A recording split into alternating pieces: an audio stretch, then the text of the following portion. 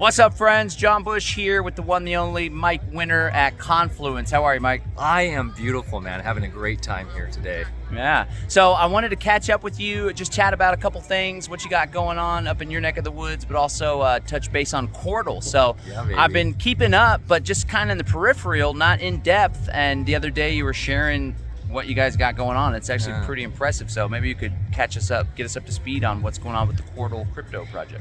Well, you know, we're about 10 years in development now, and we're finally starting. It's a true testament to how decentralization works and how much time it takes, because we don't have any VC behind it. We don't have any, power playing of money capitalization or anything from big forces. It's all been done from the ground up, community focus and all that. So that being said, we're there now. Like, we've got the Q apps launched, which just means essentially the vision of having a completely parallel system that has the ability to do anything the internet can. It's here. So we now have the ability for developers to come in that know JavaScript to come in and make anything on it. So we've got QTube on there as basically an alternative to YouTube. We've got in the Q apps, we've got like the Qmail functionality is phenomenal. For me, I will say this, it's the most secure form of email in the world. It is true P2P email with no middleman, with encryption, but done in a way where you have no servers involved. We just basically, not to get too nerdy on you guys, but I know your crowd kind of gets it. So the email is hashed and broken to pieces and then sent directly to the other person, and they have to be online to receive it. So both parties have to be online or we'll wait in queue. And then it's basically because the other person has sent the key, they know how to put it back together. And in doing that, we have no servers or any intermediary that can ever get access to it. The NSA can't see your emails. It's really fantastic. So for me, really, that alone is really exciting. But beyond that, we just have a wonderful community that's really embraced it. And yeah, man, it's just really been awesome to see people starting in this scene, starting to understand and start using it. Like James Corbett reports on there now, and his videos are all getting posted to Qortal. And it's really a phenomenal way for people to be censorship proof and own all their data, and also to do commerce on there now is really fun and exciting for me, because I feel like that's where the true economic value of the Qort coin is going to finally prove itself through P2P commerce that is fully sound and sovereign and agorist in mindset and all that. So yeah, it's really exciting, John. So it's more than just a cryptocurrency and a blockchain, like a unit to exchange. It's a platform, a decentralized application platform. And it's not built on Ethereum or anything. It's its own sovereign platform that really loops in some solid values. What about this Qortal, where there's a lot of talk of decentralized internet? What's going on there? Where are y'all at with that? Well, I mean, Qortal inherently is that, except the only thing that currently Qortal requires from the sort of centralized mainstream internet is the internet service providers. Okay. And we are now integrating with Reticulum in a really powerful way, which is a mesh networking protocol, open source mesh networking protocol that will allow us to, first and foremost, like in cities and stuff, connect via point-to-point mesh networking, so people won't have to use internet service providers. But does there need to be a core internet service provider, and then it goes from there, or it's like our own internet by just connecting the signal goes from the Wi-Fi routers to the Wi-Fi routers? So the way Qortal works is, in order to use Qortal, you have to be a full node, and all that means is you are hosting the entire blockchain and essentially what we call Qortal core on your machine, whether that be a PC or a Mac or a Linux box or whatever. So you have a file on your computer, and then you have a core wallet software. Correct. And so in that software, you have a wallet, you have essentially your key that allows you access to it, and it's running just on your machine. It's not, so essentially what you're doing is you're acting as a node for the network, and then with the mesh networking, you're connecting directly to other peers on the network, point to point, via close location, right? And how close does it have to be? Reticulum, that's a great question. That's a good question. I don't know. I don't know the answer to that. However, you think it's like we got to be neighbors, or can it be, a mile down the road? Probably not a mile. That'd be pretty far. I think it has to rely upon how far the bandwidth can go for a general signal coming from the node. So I would say I'd have to look into that. Okay. You guys can go look into Reticulum and how it works. Sure. But the other thing, because we have a lot of rural folk that are like currently running Qortal like on a Raspberry Pi on a solar panel kind of thing. So the idea is having some pirate satellites that we'd be using, and I see that happening in the future, where literally we have our own satellites up there that and so that's like the last point of contention that people have with like pure, totally decentralized parallel system. But Qortal in and of itself doesn't use the World Wide Web at all. So it's completely separate and parallel in terms of how the actual software and the connectivity works.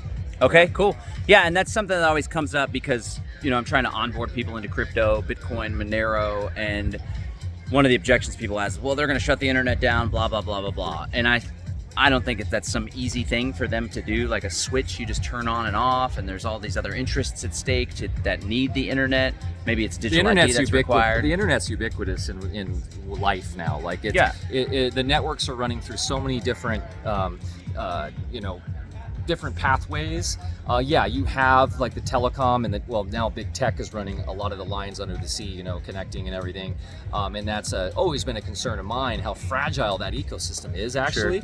Sure. But that being said, they need it too much. Like it's part of the whole Great Reset. Right? Yep. It's the internet. Big part of it. So why would they I feel like that would propel rebellion if they were able to cut people off from their slavery to their devices, right? Sure. So for me, I'm not so concerned with that. Yep. But however, that doesn't mean we're not tackling the being completely off the systems. Of course, like that's the focus, and it's all about decentralization down to the individual user. Mm-hmm. And if you are into Bitcoin, awesome. If you like R, which is we're big fans of Pirate, we're basically partnered with Pirate. We have the wallets that are supported on the Qortal platform, so you can bring R in, you can bring Bitcoin, Litecoin, a lot of what we say are fairly started coins, right? And then you can cross-chain basically through the DEX to Qort or to these other currencies. With Bitcoin too? With Bitcoin, yeah. Wow, cool. Yeah. So that's great, and I just think it's indicative of like, this is an empowered person. So a lot of people are like, well, they're going to shut the internet down, then just whine about it and don't get involved in crypto because of that fear. But here you have somebody that's like, well, we're going to do something about it. And there's other people and other projects that are doing things too. So let's try to have hope and confidence, and let's also support people doing cool things. So how's the homestead going? How's the family? Oh man, we're doing so good. It's all because that's the perspective we always come from. It's like we're doing the work. We're just out there doing it, Figuring it out as we go. Yeah, man. Like Molly said today, she did a great talk, Molly Reinhardt here, and she was just talking about how you just got to go out and do it, right? And have faith in yourself and your ability. And if you mess up, you just keep going.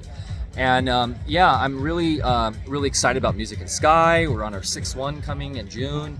And that's just a great example of the power of community and the power of believing in ourselves. And it's just a very, very awesome community that's out there doing the work and coming together and celebrating life together. So Music and Sky, check that out. And then everything's great up where we are, man. We live in paradise, so I have no complaints. I love coming to these things, though. I've been doing a lot of events this year just to spread the word of the empowerment of believing in yourself and community and going out and doing it and not buying into the fear, because the fear is what they prey upon. Fear that the internet's going to come down, the fear that the power is going to be shut off, fear that war is going to happen any minute, fear that the dollar is going to collapse, all that stuff. Fear. Yeah. And then that's bad for your immune system, because this community is all about health too. Yes. Okay, so what's the best way someone can get started with Qortal in the most simple way? Are there some solid guides on the website, or where can people go to get onboarded to Qortal? We've done everything in our power in the last year and a half to make Qortal as grandma-proof as possible. so I like that term. You just go to Qortal.org. That's Qortal. Go to the downloads or the join button, and then find your operating system that you prefer, whether that be Windows, Linux, or a Mac, and then just download with one click. You double-click that. It'll then install the Qortal core. It'll install the UI. It takes about 20 to 30 minutes to sync, and then you're up and running. And then you can get on QChat on the platform and say, hey, I'm new. I know John Bush. I'm new to the community. Can somebody send me some Qort so I can register my name? People will do it really quickly. You'll get a couple Qort sent to you, and then you register your name. And then once you have your name, you really can start doing awesome things in Qortal, like launch your website for free, create a blog on Qblog, go in and start your QTube channel and start uploading your videos. It's all for free. Cool. Okay, and then Music and Sky, when is it again, and where can people learn more and get tickets? Music and Sky is June 20th through the 24th, summer solstice in NorCal at a very, very famous spot, Black Oak Ranch. It's where the Grateful Dead used to play for days.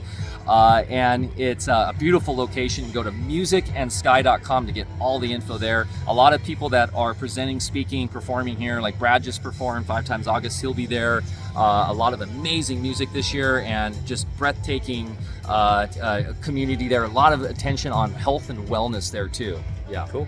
And this one's the family-friendly one. This is the family-friendly one, so it's a big old, we're calling it the Great Outdoors, a family camp out extravaganza. Cool. All right, thanks for everything, Mike. Thanks, brother. All right, Love peace. you, man. Later.